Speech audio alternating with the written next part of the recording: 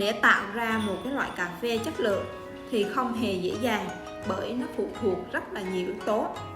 Và một trong những cái yếu tố không kém phần quan trọng đó là lựa chọn cái hạt nhân. Vì thế mà trong video hôm nay, Tâm sẽ chia sẻ một cái chủ đề, đó là cách phân biệt cà phê chế biến khô và cà phê chế biến ướt. Và cũng là theo yêu cầu của một anh đã comment trong cái video của Tâm. Và thật sự là cảm ơn anh đã comment xuống cái video để Tâm có một cái chủ đề để chia sẻ trong hôm nay, để anh cùng mọi người được biết đến. Đây là hai cái dòng cà phê. Phía bên tay phải của Tâm là dòng Robusta Natural, bên tay trái là dòng Robusta thường. Hai cái loại cà phê này đều là chế biến khô. Vậy thì làm thế nào mà chúng ta có thể phân biệt được đâu là cà phê chế biến ướt, đâu là cà phê chế biến khô?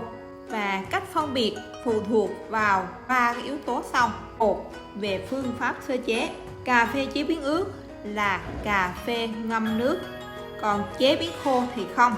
Đối với hai dòng cà phê này các anh chị là đều chế biến khô hết.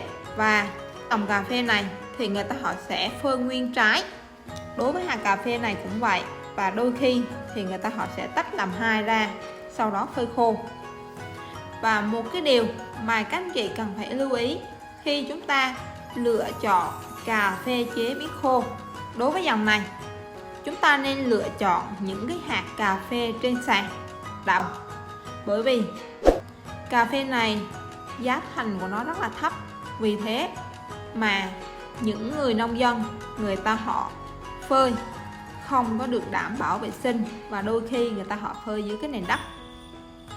Vì thế mà chúng ta lựa chọn những cái hạt cà phê trên sàn đã bắn màu thì nó sẽ loại bỏ được những cái hạt thâm nè, hạt thối, hạt đen nha các anh chị. Và đó cũng là lý do tại sao có nhiều anh chị hỏi Tâm rằng tại sao cà phê Robusta anh chị mua ở ngoài giá thành rất là thấp, là vì thế. Yếu tố thứ hai là về vị. Cà phê mà chế biến ướt sẽ bị lên men, và khi mà pha ra thì nước cà phê nó rất là loãng, chua nhiều. Còn đối với cà phê chế biến khô, đối với dòng Robusta Natural hay Robusta Honey, cà phê Robusta Natural khi chế biến khô nó cũng bị lên men, nhưng nó sẽ lên men chậm. Và cái vị của cà phê Natural sẽ có một cái hương vị đậm đà, hậu ngọt, hương thơm.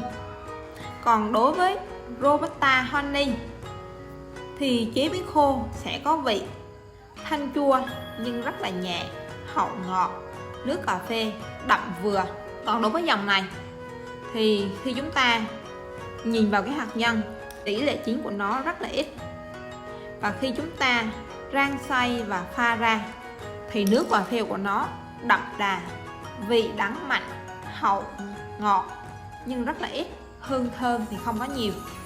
Yếu tố thứ ba đó, khi chúng ta nhìn vào cái hạt nhân chế biến khô của cái dòng này nè, tỷ lệ chín của nó rất là ít. Vậy nên cái dòng này giá của nó sẽ thấp hơn so với cái dòng Natural hay cái dòng Honey. Đối với cà phê chế biến ướt thì tỷ lệ chín của hạt cà phê nhiều hơn so với chế biến khô, nhưng nước cà phê không có được đậm đà như những cái dòng chế biến khô. Những cái dòng chế biến khô và chế biến ướt thì nó sẽ phù hợp với những cái đối tượng khác nhau.